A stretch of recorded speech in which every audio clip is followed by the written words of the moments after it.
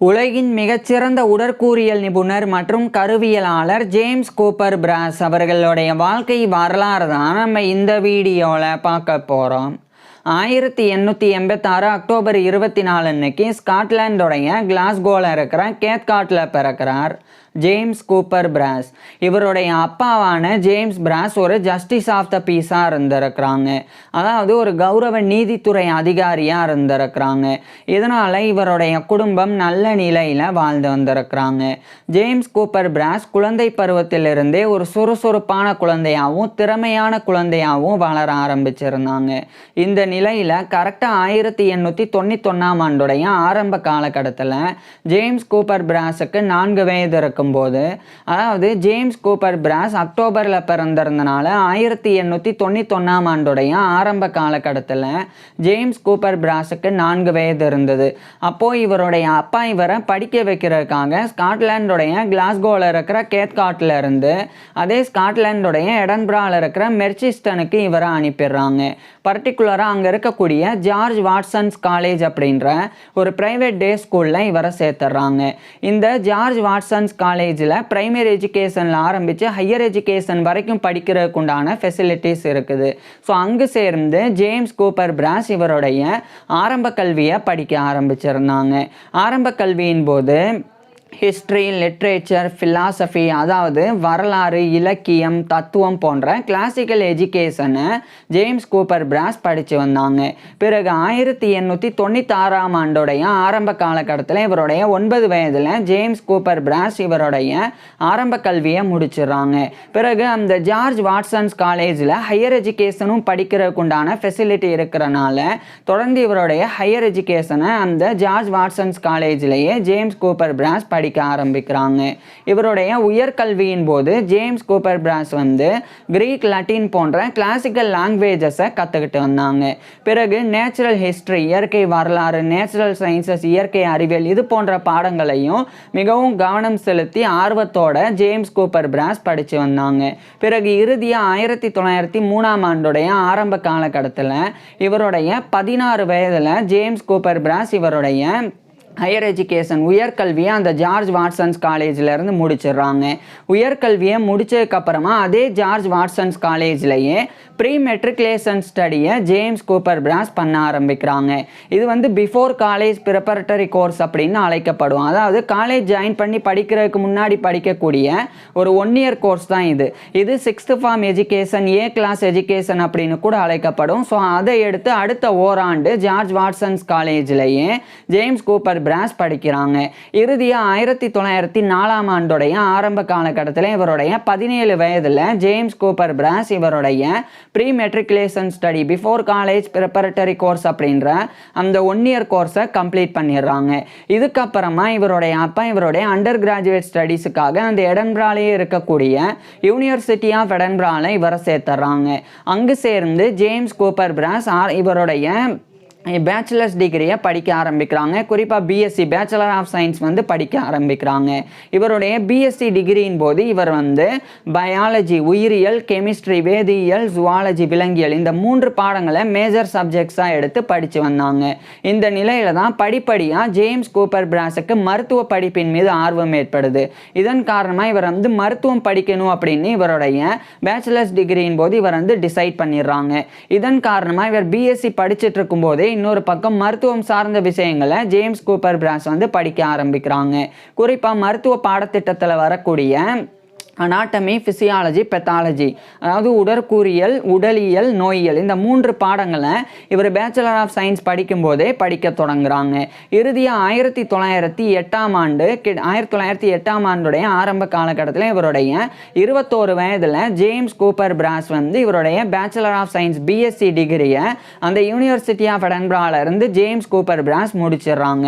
முடிச்சதுக்கப்புறமா இவர் மருத்துவம் படிக்கணும் அப்படின்னு விரும்பினால அந்த எடன்பராலே இருக்கக்கூடிய யூனிவர்சிட்டி ஆஃப் எடன்பராவுடைய மெடிக்கல் ஸ்கூலான university of Edinburgh medical school அங்கே இவர் ஜாயின் பண்ணி மருத்துவம் படிக்க ஆரம்பிக்கிறாங்க. குறிப்பாக இவர் எம்பிசிஹெச்பி படிக்க ஆரம்பிச்சிருந்தாங்க. எம்பிசிஹெச்பி அப்படின்னா லட்டினில் மெடிசனே பேக்லோரேட் சிரிஜே அப்படின்றது தான் எக்ஸ்பேன்ஷன். இதுவே இங்கிலீஷில் MBBS bachelor of medicine and bachelor of surgery.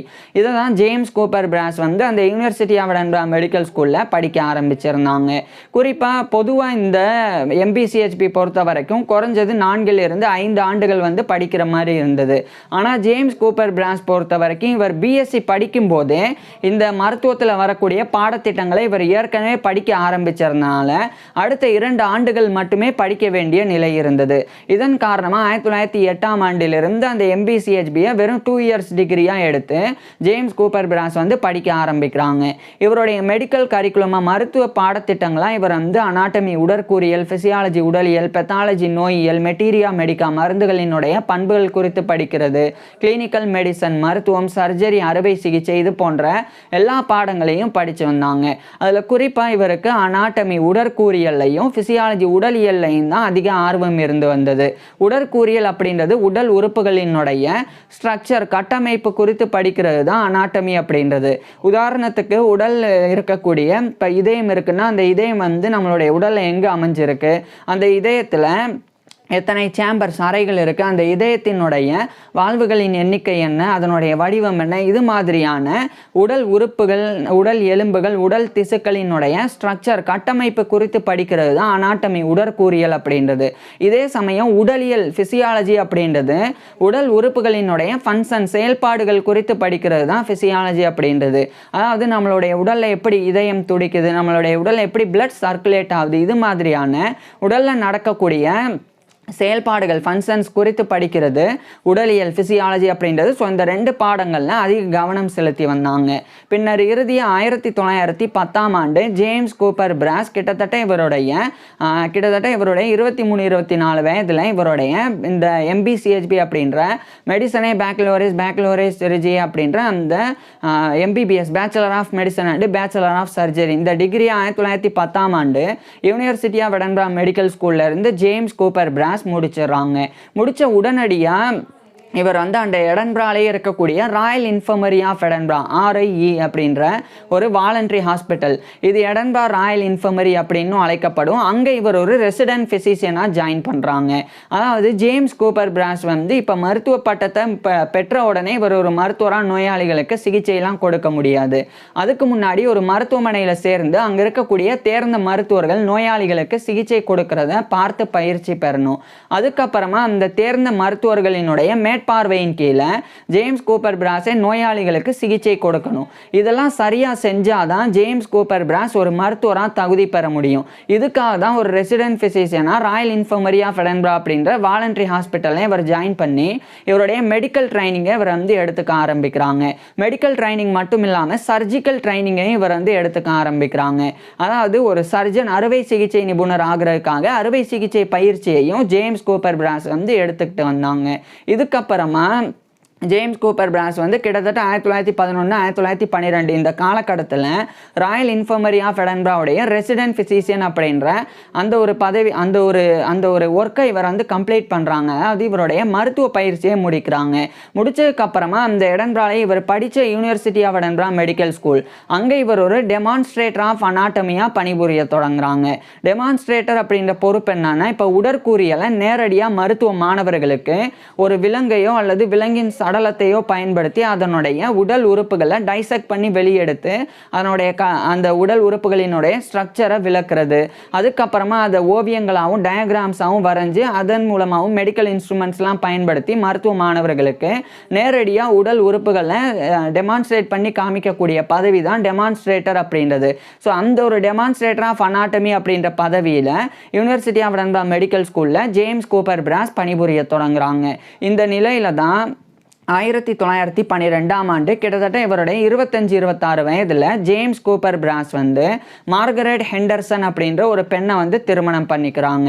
திருமணத்துக்கு பிறகு ஜேம்ஸ் கூப்பர் பிராஸுக்கும் இவருடைய மனைவியான மார்கரெட் ஹெண்டர்சன் பிராஸ் இவங்க 2 பேருக்குமே ஜேம்ஸ் கூப்பர் ஹெண்டர்சன் பிராஸ் அப்படின்னு ஒரு ஆண் குழந்தையும் நான்சி பிராஸ் அப்படின்னு ஒரு பெண் குழந்தையும் அப்படின்னு மொத்தமாக 2 குழந்தைகள் பிறந்தது. இது ஜேம்ஸ் கூப்பர் பிராஸோடைய பர்சனல் லைஃப் தனிப்பட்ட வாழ்க்கையாக இருந்தது. இது ஒரு பக்கம் இருக்க, இன்னொரு பக்கம் இங்கிலாந்துடைய வெஸ்ட் யார்க்ஷயரில் இருக்கிற லீட்ஸில் இருக்கக்கூடிய யூனிவர்சிட்டி ஆஃப் லீட்ஸ், அங்கே வந்து அசிஸ்டண்ட்டாக வந்து அனட்டாமிக்கல் டிபார்ட்மெண்ட்டில் இவருக்கு வேலை கிடைக்குது. இதன் காரணமாக யூனிவர்சிட்டி ஆஃப் எடன்பரா மெடிக்கல் ஸ்கூலோடைய டெமான்ஸ்ட்ரேட்டர் ஆஃப் அனாட்டமி அப்படின்ற பதவியை ஜேம்ஸ் கூப்பர் பிராஸ் வந்து ரிசைன் பண்ணிடுறாங்க. ரிசைன் பண்ணிட்டு நேராக இவர் வந்து ஸ்காட்லாண்டில் இருக்கிற எடன்பராலேருந்து இங்கிலாந்துடைய வெஸ்ட் யார்க்ஷயரில் இருக்கிற லீட்ஸுக்கு இவருடைய ஃபேமிலியை அழைச்சிட்டு போயிடுறாங்க. அங்கே போனதுக்கப்புறமா அந்த லீட்ஸில் இருக்கக்கூடிய யூனிவர்சிட்டி ஆஃப் லீட்ஸில் அந்த யூனிவர்சிட்டி ஆஃப் லீட்ஸோடைய அனட்டாமிக்கல் டிபார்ட்மெண்ட்டோடைய ஒரு அசிஸ்டன்ட் உதவியாளராக பணிபுரிய தொடங்குறாங்க. ஸோ உடற்கூறியல் துறையில் உடற்கூறியல் துறையில் ஒரு உதவியாளராக ஜேம்ஸ் கூப்பர் பிராஸ் வந்து பணிபுரிய தொடங்குறாங்க. இந்த நிலையில தான் 1914ஆம் ஆண்டு ஃபஸ்ட்டு வேர்ல்டு வார், முதல் உலகப் போரானது தொடங்கிறது. இந்த முதல் உலகப் போர் தொடங்கிய உடனே Royal army medical corp RAMC அப்படின்ற இராணுவ மருத்துவ படைப்பிரிவு, அதில் ஜேம்ஸ் கூப்பர் பிராஸ் வந்து ஒரு மேஜராக ஜாயின் பண்ணுறாங்க. இந்த ராயல் ஆர்மி மெடிக்கல் கோர்ப் அப்படின்றது என்ன அப்படின்னா, இந்த போரில் காயமடையக்கூடிய வீரர்கள், அந்த போரின் போது ஏற்படக்கூடிய அந்த வீரர்களுக்கு ஏற்படக்கூடிய நோய்கள், அதிலிருந்து அவங்கள காப்பாற்றுறதுக்காக, அந்த இராணுவ வீரர்களுக்காக அவங்களினுடைய மருத்துவ சேவைக்காக உருவாக்கப்பட்டது தான் இந்த Royal army medical corp RAMC அப்படின்றது. அதில் தான் ஒரு மேஜராக இவர் ஜாயின் பண்ணி அந்த மருத்துவ சிகிச்சை கொடுக்கக்கூடிய பணிகளில் இவர் வந்து ஜேம்ஸ் கூப்பர் பிராஸ் வந்து ஈடுபட தொடங்குறாங்க. குறிப்பாக இவர் வந்து இந்த முறை இங்கிலாந்துடைய வெஸ்ட் யார்க்ஷயரில் இருக்கிற லீட்ஸ்லேருந்து இவர் வந்து ஃப்ரான்ஸுக்கு அனுப்பப்படுறாங்க. அங்கே போய் சில மாதங்கள் ஜேம்ஸ் கூப்பர் பிராஸ் வந்து பணிபுரிகிறாங்க. அதுக்கப்புறமா ஃப்ரான்ஸ்லேருந்து பெல்ஜியமுக்கும் ஜேம்ஸ் கூப்பர் பிராஸ் வந்து அனுப்பப்படுறாங்க. அங்கெல்லாம் இவர் வந்து ஒர்க் பண்ணும்போது அங்கே முன்கள பணியில், அதாவது முன்களத்தில் போர் பண்ணக்கூடிய இராணுவ வீரர்கள் அவங்க காயமடையும் போது நேரடியாக தைரியமாக போய் அவங்கள வந்து மீட்கக்கூடிய பணிகளில் கூட ஒரு மேஜராக ஜேம்ஸ் கூப்பர் பிராஸ் வந்து ஈடுபட்டாங்க. ஸோ இந்த மாதிரி ஜேம்ஸ் கூப்பர் பிராஸ் வந்து இவருடைய தைரியத்தை போரில் வெளிப்படுத்தினாங்க ஒரு மருத்துவராக. இதுக்கப்புறமா இறுதியாக 1918ஆம் ஆண்டு இந்த ஃபர்ஸ்ட் வேர்ல்டு வார், முதல் உலகப் போரானது முடிவடைஞ்சிருது. இந்த முதல் உலகப் போர் முடிவடைஞ்சதுக்கு அப்புறமா ஜேம்ஸ் கூப்பர் பிராஸும் ராயல் ஆர்மி மெடிக்கல் கோர்ப் RAMCயிலிருந்து மேஜர் அப்படின்ற பதவியிலிருந்து வெளியே வர்றாங்க. இந்த சமயம் இவருக்கு வந்து MC மிலிட்டரி கிராஸ் அப்படின்ற அந்த கௌரவம் இவருடைய தைரியத்தின் போற்றும் வகை, இவருடைய தைரியத்தை போற்றும் வகையில் இவருக்கு அந்த மிலிட்டரி கிராஸ் ஆனது வழங்கப்பட்டது. இதுக்கப்புறமா இந்த 1918ஆம் ஆண்டு போர் முடிஞ்சிருந்தாலும் 1919ஆம் ஆண்டு தான் அந்த army, navy, Royal army medical corp அப்படின்னு எல்லாமே டிமொபைலைஸ் பண்ணப்பட்டது. ஸோ அதிலிருந்து ஜேம்ஸ் கூப்பர் பிராஸும் வந்து வெளியேறாங்க. இதுக்கப்புறம் இவர் வந்து நேரடியாக பெல்ஜியம்லேருந்து இங்கிலாந்துக்கு வந்து, குறிப்பாக இங்கிலாந்தில் இருக்கிற பெர்மிங்ஹாமுக்கு இவருடைய ஃபேமிலியோடு போய் அங்கே போய் செட்டில் ஆயிடுறாங்க. பெர்மிங்ஹாம் போனதுக்கப்புறமா அந்த பெர்மிங்ஹாமில் இருக்கக்கூடிய பெர்மிங்ஹாம் யூனிவர்சிட்டி, அது இன்னைக்கு யூனிவர்சிட்டி ஆஃப் பெர்மிங்ஹாம் அப்படின்னு அழைக்கப்படுது. அங்கே இவர் ஒரு அசிஸ்டன்ட் ப்ரொஃபஸர் ஆஃப் அனாட்டமி, அதாவது உடற்கூறியல் உதவி பேராசிரியராக பணிபுரிய தொடங்குறாங்க இந்த 1919 காலகட்டத்தில். இதுக்கப்புறமா 1920 காலகட்டத்தில் அந்த university of பெர்மிங்ஹாம்லேயே James Cooper Brash வந்து டாக்டர் ஆஃப் மெடிசன் அப்படின்ற MD டிகிரியையும் படிக்க ஆரம்பிக்கிறாங்க. டாக்டர் ஆஃப் மெடிசன் அப்படின்றது மெடிசனில் போஸ்ட் கிராஜுவேட். ஸோ அதை தான் இவர் வந்து படிக்க ஆரம்பிக்கிறாங்க. இந்த நிலையில் படிப்படியாக இவர் வந்து பதவி உயர்வையும் பெற தொடங்குறாங்க.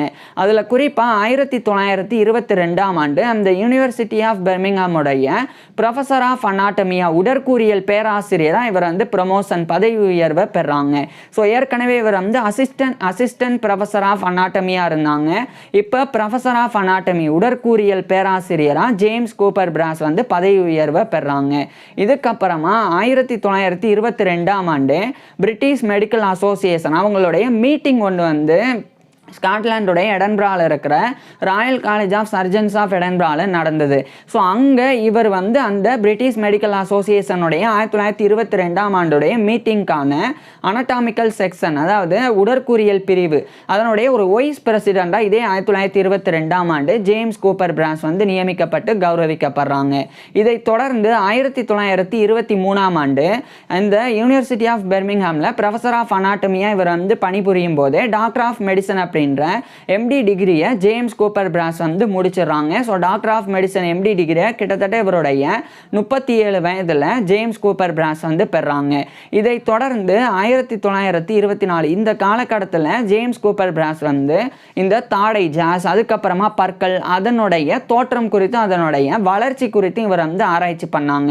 குறிப்பாக இவர் வந்து தாடை மற்றும் இந்த வாயினுடைய மேற்பகுதி பேலட் அப்படின்ற இந்த வாயினுடைய மேற்பகுதி உள்ள நம்ம நாக்கை வச்சு தொட்டோம்னா இருக்கும். ஸோ அதுதான் வந்து பேலட் அப்படின்றது. ஸோ இந்த ரெண்டு பகுதி, இந்த தாடை மற்றும் இந்த பேலட், இந்த ரெண்டு பகுதிகளினுடைய குரோத் வளர்ச்சி குறித்து இவர் வந்து ஆராய்ச்சி பண்ணாங்க. அந்த ஆராய்ச்சியின் முடிவை இந்த 1924 the growth of the jaws and palate அப்படின்ற டைட்டில் ஒரு ஒர்க்கா எழுதி இவர் பப்ளிஷ் பண்றாங்க. இதுக்கப்புறமா இந்த யூனிவர்சிட்டி ஆஃப் பெர்மிங்ஹாம் அதனுடைய ப்ரொஃபஸர் ஆஃப் அனாட்டமி அப்படின்ற பதவியில் இவர் இருக்கும்போது இவர் வந்து அந்த யூனிவர்சிட்டி ஆஃப் பெர்மிங்ஹாமுடைய மெடிக்கல் ஃபேக்கல்ட்டி, அதாவது ஃபேக்கல்ட்டி ஆஃப் மெடிசன் அதனுடைய டீனா இவர் வந்து நியமிக்கப்படுறாங்க.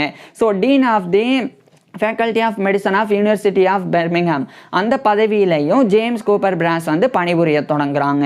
இதுக்கப்புறமா ஜேம்ஸ் கூப்பர் பிராஸ் வந்து பற்கள், அந்த பற்களினுடைய இர்ரெகுலாரிட்டி, அதாவது அந்த பற்கள் வந்து ஒழுங்கற்ற தன்மையில் வளைஞ்சு இருக்கிறது, நேராக சரிசமமாக இல்லாமல் வெவ்வேறு விதமாக வளைஞ்சு இருக்கிறது, அதனுடைய வளர்ச்சியும் சரியில்லாமல் இருக்கிறது.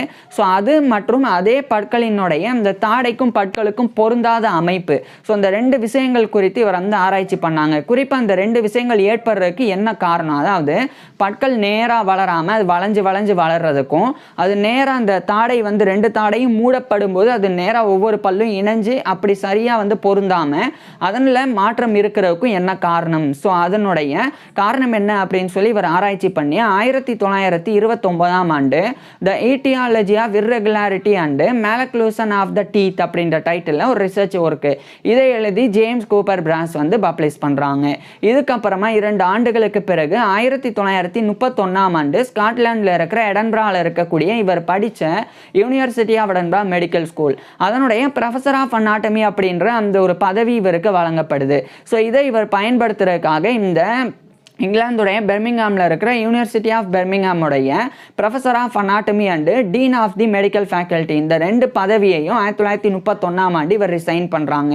ரிசைன் பண்ணிவிட்டு இந்த 1931 இவருடைய மனைவி குழந்தைகளை அழைச்சிட்டு இங்கிலாந்தில் இருக்கிற பெர்மிங்ஹாமில் இருந்து ஸ்காட்லாண்டில் இருக்கிற எடன்பராக்கு ஜேம்ஸ் கூப்பர் பிராஸ் போயிடுறாங்க. அங்கே இருக்கிற யூனிவர்சிட்டி ஆஃப் எடன்பரா மெடிக்கல் ஸ்கூலில் 1931 ஒரு சேர் ஆஃப் அனாட்டமியா, அதாவது சேர்னாலும் ப்ரொஃபஸர்னாலும் ஒன்று தான். ஸோ ப்ரொஃபஸர் ஆஃப் அனாட்டமி உடற்கூறியல் பேராசிரியராக 1931 பணிபுரிய ஆரம்பிக்கிறாங்க.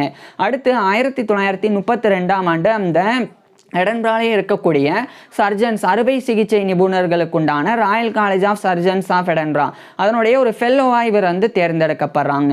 So fellow of the royal college of surgeons of Edinburgh FRCSED அப்படின்ற இந்த ஒரு பட்டத்தை கௌரவத்தை 1932 ஜேம்ஸ் கூப்பர் பிராஸ் பெற்றுறாங்க.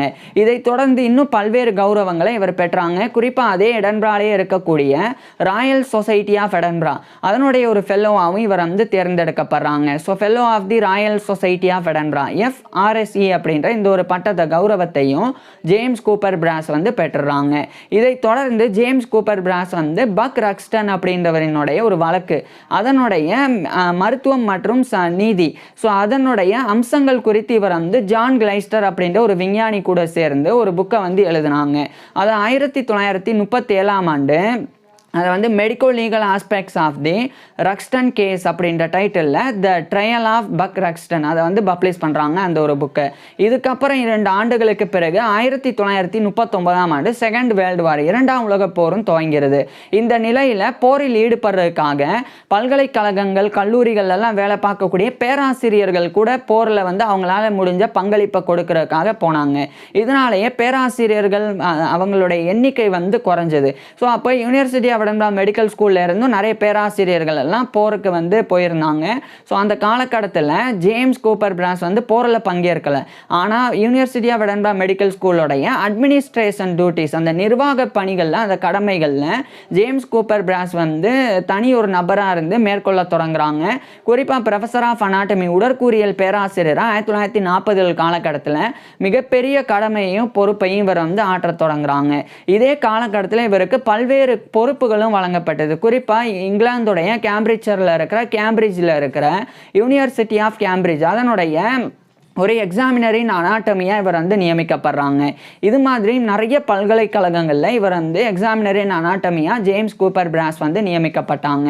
இதை தொடர்ந்து இன்னும் கூடுதல் கௌரவங்களை ஜேம்ஸ் கூப்பர் பிராஸ் பெற்றாங்க. குறிப்பாக இவர் ஏற்கனவே பணிபுரிஞ்ச இங்கிலாந்துடைய வெஸ்ட் யார்க்ஷயரில் இருக்கிற லீட்ஸில் இருக்கக்கூடிய யூனிவர்சிட்டி ஆஃப் லீட்ஸ் தரப்பிலிருந்து இவருக்கு honorary doctor of science DSc அப்படின்ற கௌரவ டாக்டர் பட்டம் வழங்கப்படுது.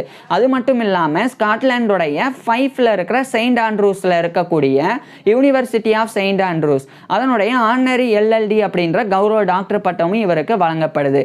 எல்எல்டி அப்படின்னா லெகம் டாக்டரேட் அப்படின்னு லட்டினில் அர்த்தம். இது இங்கிலீஷில் வந்து கேனன் லா சிவில் லா அப்படின்னு 2 லாஸ் உள்ளடங்கிய டாக்டர் ஆஃப் லாஸ் அப்படின்ற கௌரவ டாக்டர் பட்டம். இதுதான் ஆனரி எல்எல்டி அப்படின்றது. ஸோ இந்த டாக்டர் பட்டம் இந்த கௌரவ டாக்டர் பட்டம் யூனிவர்சிட்டி ஆஃப் செயின்ட் ஆண்ட்ரூஸ் தரப்பிலிருந்து ஜேம்ஸ் கூப்பர் பிராஸுக்கு வழங்கப்பட்டது. இதுக்கப்புறமா 1945ஆம் ஆண்டு இந்த செகண்ட் வேர்ல்டு வார் 2ஆம் உலகப் போர் வந்து முடிவடையுது. இதுக்கப்புறம் தான் இவருடைய பொறுப்பு வந்து கொஞ்சம் கொஞ்சம் கம்மியாகுது. இருந்தாலும் இதே 1945ஆம் ஆண்டு anatomical society of great Britain and Ireland அதனுடைய ஒரு பிரசிடெண்டாக இவர் வந்து நியமிக்கப்படுறாங்க.